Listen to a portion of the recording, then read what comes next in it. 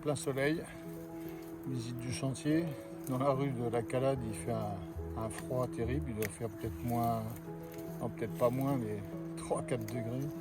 Et ici, on est presque en chemise parce qu'il fait chaud. Là, donc le chemin, le mur, il est un peu avancé. Ici, parce qu'il n'y avait pas de, il y avait plus de mur du tout. Donc je vais relier ça à la roche. Ici, donc le cheminement pour aller jusqu'à la partie la plus près du précipice. Donc ça se passe par là. Voilà, donc ça, je fais un petit chemin. Je vais mettre une planche d'un côté pour rattraper la pente abrupte.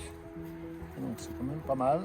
Je vais le faire dans l'autre. Il reste un petit passage où il faut que je coupe les branches du cyprès qui sont là.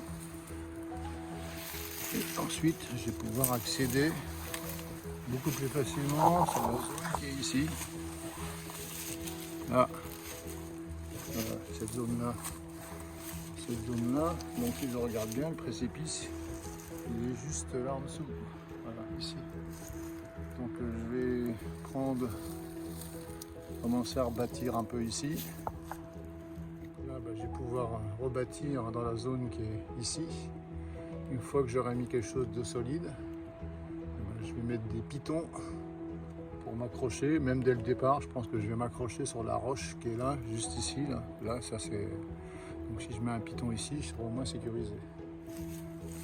Et ensuite, la suite c'est d'aller remettre un piton ou s'accrocher sur l'arbre qui est là-haut tout en étant sécurisé pour que je puisse mettre une corde le long de la falaise ici pour éviter de tomber, ce qui éviterait, ça fait quand même mal si on tombe de là, voire gravement mal quoi.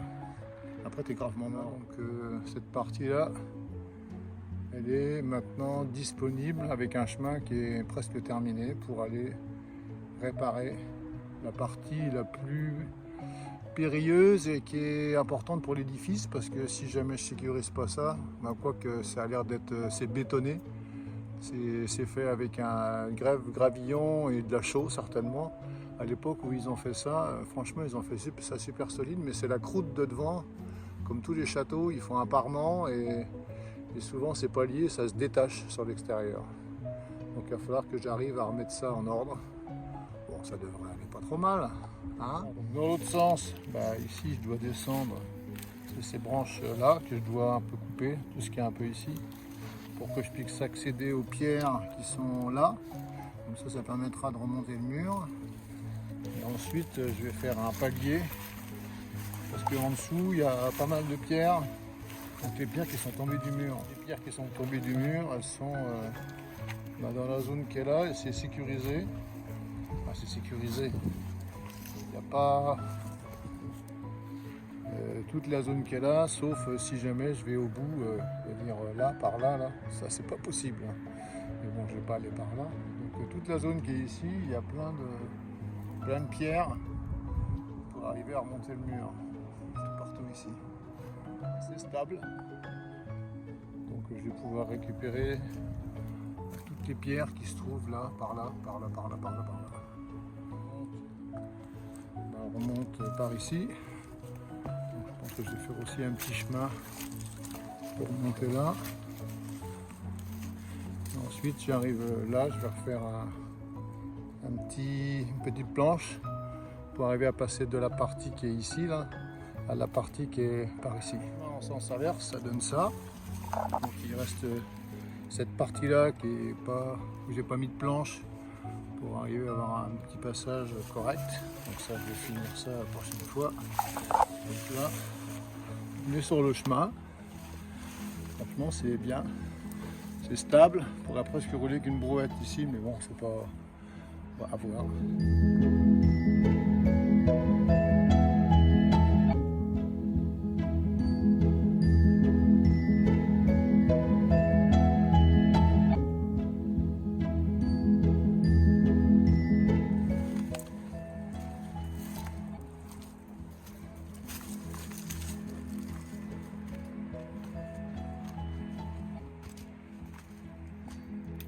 Qu'est-ce qu'elle fait la dame? Elle est en train de détruire la végétation. Là. Non, la taille. Il s'arrêtait aux pierres, là, ici. Il y a plein de pierres. Et il y a un chien qui guette. Ah, le chien. Ça va le chien Oucha? Ouh, le chien Oucha. Qu'est-ce qu'il fait le chien Oucha? Ça sera poussé tout. Ici j'ai commencé à terrasser pour... c'est le château de Gauthier. Bon, c'est une petite bergerie, mais la bergerie, il y avait donc un mur qui doit aller, qui est parallèle au mur qui est là, que je suis en train de remettre en état. Ici, je vais retirer l'arbre qui est ici, l'arbre qui est là, parce que celui-là il est en plein milieu de la bergerie. Sur la zone qui est là, ici, il va falloir terrasser, retirer les pierres, mettre les pierres là, ça va me permettre de reconstruire le mur, et puis rebâtir un mur. Je pensais en parpaing, mais c'est peut-être pas judicieux, parce que de toute façon ce qu'il faut par contre c'est bâtir un mur qui va tenir la terre qui est là, et aussi l'étancher pour éviter qu'il y ait de l'humidité à l'intérieur. J'aurais remonté le mur dans toute la zone qui est là, ici. Là. Il doit y avoir à peu près 3 mètres par 6 mètres, peut-être 18 mètres carrés, peut-être un peu plus, mais je vais bien voir combien ça fait. Ça permettra de faire une dalle, peut-être posée sur la terre même, qui amènera déjà le rez-de-chaussée. Et ensuite, il restera à bâtir le mur là, le mur là. Ici, il y aura une porte, là, comme ça, pour rentrer dans la partie qui est ici. L'arbre qui est là-bas, le chêne, je tirerai un petit peu des branches pour le laisser, pour que peut-être retirer un peu de branches, mais surtout le laisser parce que ça fait de l'ombre. Et puis il est quand même très joli. Et celui-là, là je peux difficilement le retirer, à moins que je le laisse qu'il pousse par-dessus, mais non, ça va pas être possible. Si on regarde ici, on a quand même là, on est plein sud. Ici, voilà le mur. C'est-à-dire que là, on est parallèle au mur qui est en dessous. Et ici, ça veut dire que je vais être à peu près comme ça, là, perpendiculaire ici. Et ça, c'est la parallèle là du mur qui est de l'autre côté.